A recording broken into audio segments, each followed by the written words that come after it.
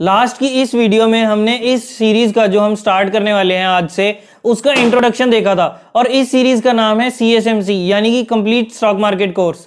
और इसी वीडियो के लास्ट में मैंने आप लोगों से एक क्वेश्चन पूछा था, उसका मैथमेटिकल सॉल्यूशन पर आज हम नहीं जाएंगे क्योंकि वो आप लोगों के लिए एक होमवर्क था। उसमें आपको जब आप उस पर काम करेंगे ना तो आपको उसकी असलियत पता चलेगी।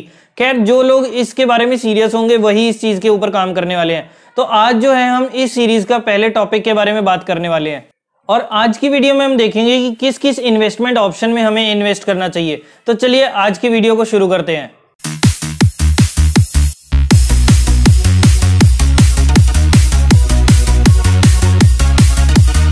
लास्ट वीडियो में हमने इन्वेस्टमेंट के बारे में बात करी थी और इन्वेस्टमेंट जो है हमेशा एसेट्स में होनी चाहिए। अब एसेट्स कितने टाइप के होते हैं? एसेट्स मेनली 4 टाइप के होते हैं। सबसे पहला होता है हमारा फिक्स्ड इनकम इंस्ट्रूमेंट्स, उसके बाद आता है गोल्ड, फिर इक्विटी और रियल एस्टेट।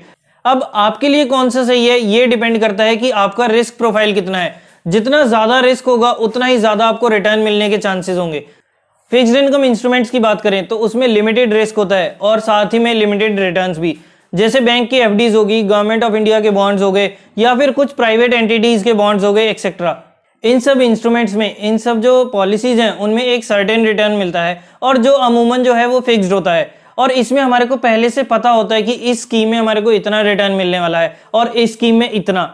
इसमें नॉर्मली जो रिटर्न है 5 से 7% का मिलता है, लेकिन किसी किसी स्कीम में हम 1-आधा% एक्स्ट्रा मान सकते हैं क्योंकि टाइम ड्यूरेशन पर डिपेंड करता है। जितना ज़्यादा टाइम के लिए आप इसमें पैसा, जो भी आप स्कीम सेलेक्ट कर रहे हैं उसमें आप जितने टाइम के लिए पैसा रखेंगे उतना ज़्यादा आपको रिटर्न मिलने के चांसेस होते हैं। और ऐसा ही होता है जब आप कुछ ज़्यादा टाइम पीरियड के लिए इसमें पैसा इन्वेस्ट करते हैं तो किसी किसी पॉलिसी, किसी किसी स्कीम में जो है आपको 1 से 1.5% का ज़्यादा बेनिफिट मिल सकता है। सेकेंड इन्वेस्टमेंट इंस्ट्रूमेंट आता है गोल्ड और इसके बारे में पूरे इंडिया में सबको पता होता है कि कैसे इन्वेस्ट कर सकते हैं। गोल्ड और सिल्वर जो है सबसे सेफेस्ट इन्वेस्टमेंट ऑप्शन माना जाता है और इसमें अगर हम मानकर चलें तो इसमें हमारे को 5 से 7-8% के आसपास जो है रिटर्न देखने को मिलता है। वो भी अगर हम 20 सालों का, पिछले 20 सालों का अगर ऑन एन एवरेज मानकर चलें तो हमारे को 5 से 8% का रिटर्न देखने को मिलता है। गोल्ड में इन्वेस्टमेंट करने के हमारे पास कई सारे तरीके होते हैं, जैसे गोल्ड बिस्किट्स हो गए, गोल्ड की ज्वेलरी हो गई। ये दोनों चीज़ें तो सबसे कॉमन है इंडिया में इन्वेस्टमेंट के लिए। इसके अलावा हम गोल्ड के ETFs में या गोल्ड जो म्यूचुअल फंड्स होते हैं उनमें भी हम सीधा इन्वेस्ट कर सकते हैं और हमारे पास सोवरेन गोल्ड बॉन्ड्स का भी हमारे पास ऑप्शन होता है जहाँ पर भी हमारे को 7 से 8% के आसपास का रिटर्न मिल जाता है। थर्ड जो इन्वेस्टमेंट ऑप्शन आता है वो है रियल एस्टेट। इसमें हम फैक्ट्रीज, प्लॉट्स, लैंड में परचेजिंग और सेलिंग करने के बाद इनमें जो हमारे को प्रॉफिट होता है इसको कहते हैं हम रियल एस्टेट इन्वेस्टमेंट।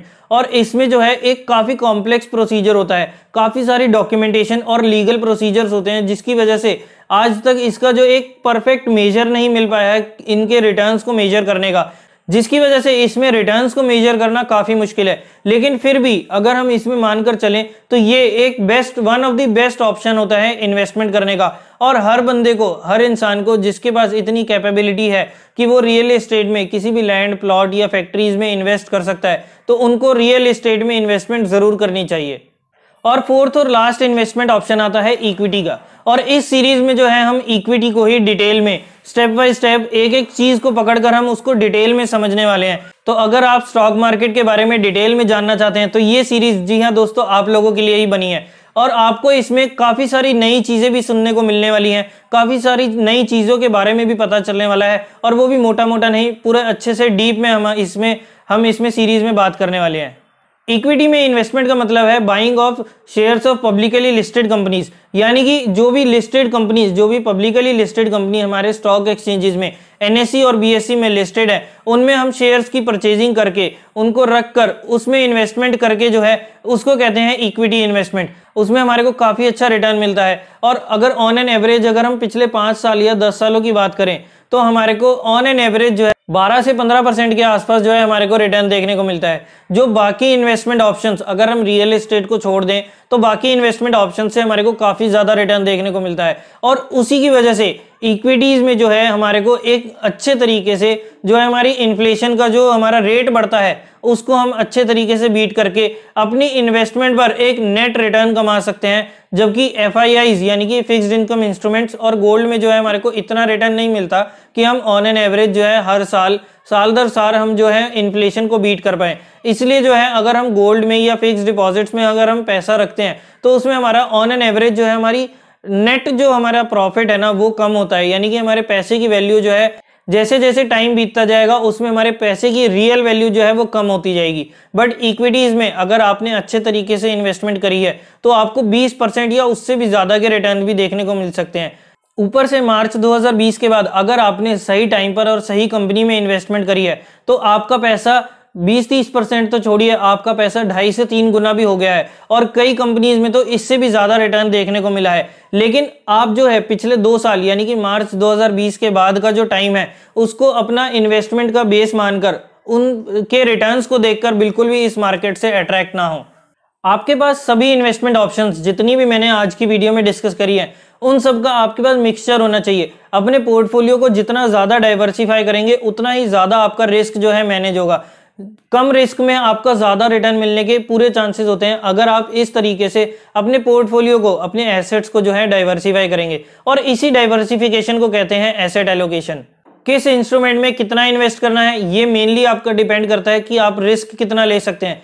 ज्यादा रिस्क लेंगे तो ज्यादा आपको रिटर्न मिलेगा और साथ ही में ये डिपेंड करता है कि आपकी एज कैसी है। जितनी ज्यादा एज होगी उतना रिस्क आपको कम लेना चाहिए और जितनी कम एज होगी उतना ज्यादा आप रिस्क लेकर अपने इन्वेस्टमेंट पर जो है ज्यादा रिटर्न कमा सकते हैं।